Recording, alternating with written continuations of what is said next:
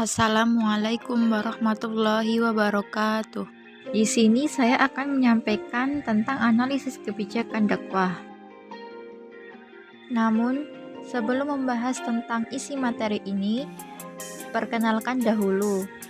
Nama saya Hanifah Nurul Ummah dengan NIM 191231023. Prodi Manajemen Dakwah, konsentrasi Haji dan Umroh, kelas 5A.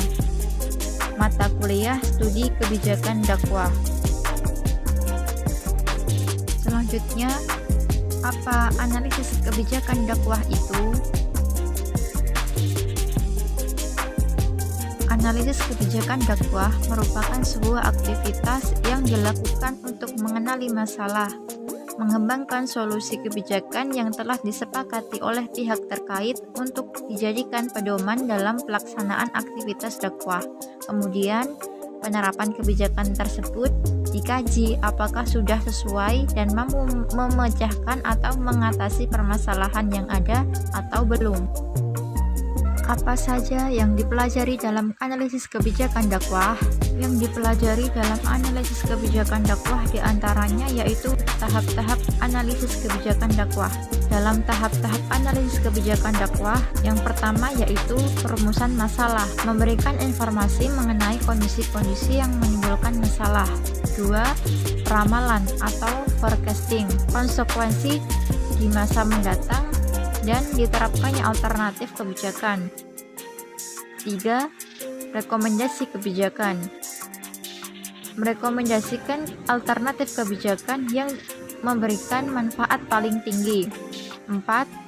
Monitoring atau pemantauan, memantau kebijakan yang diterapkan termasuk kendala-kendalanya. 5. Evaluasi atau penilaian, menilai kinerja atau hasil dari suatu kebijakan. Unsur-unsur kebijakan dakwah. Dalam unsur-unsur kebijakan dakwah terdapat tujuan kebijakan, masalah, tuntutan atau demand, dan dampak. Mengapa perlu mempelajari analisis kebijakan dakwah terkait dengan profesi manajemen dakwah? Analisis kebijakan dakwah perlu dipelajari dalam profesi manajemen dakwah karena dengan mempelajari analisis kebijakan dakwah, kita dapat mengetahui sejauh mana kinerja kebijakan dakwah yang diterapkan.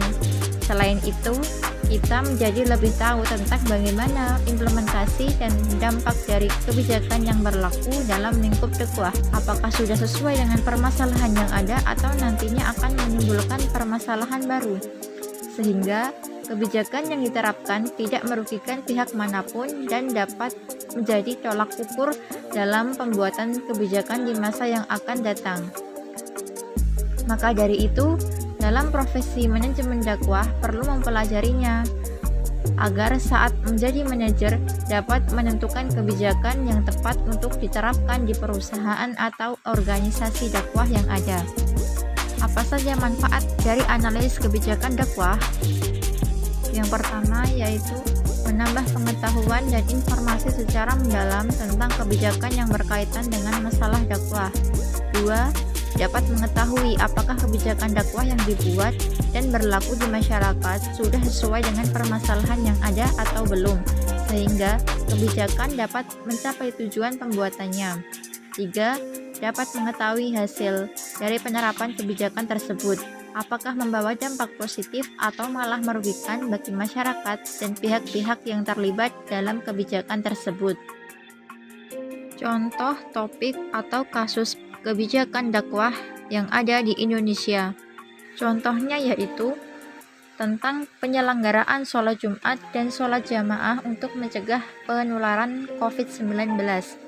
Adanya wabah COVID-19 membawa dampak bagi semua sektor.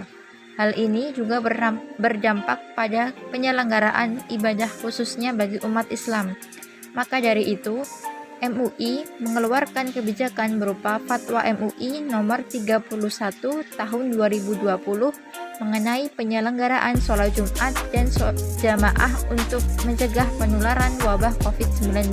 Dijelaskan dalam fatwa tersebut, saat menggelar sholat Jumat harus mengenakan masker, membawa sajadah sendiri, wudhu dari rumah, dan menjaga jarak aman. Namun, saat PPKM darurat, penutupan tempat ibadah untuk antisipasi penyebaran COVID-19 membuat ibadah sholat Jumat berjamaah pun ditiadakan, seperti yang ada di Masjid Istiqlal. Hal ini merujuk fatwa para ulama bahwa diperbolehkan untuk tidak sholat berjamaah dan tidak sholat Jumat di masjid apabila ada udzur syar'i. Kebijakan ini dapat dianalisis dan perlu dievaluasi untuk perbaikan dan penyesuaian dengan situasi kondisi masyarakat sekarang, karena sangat mungkin sekali mengalami perubahan seperti kondisi wabah ini, sehingga evaluasi bermaksud untuk pembenahan dan ketepatan kebutuhan masyarakat.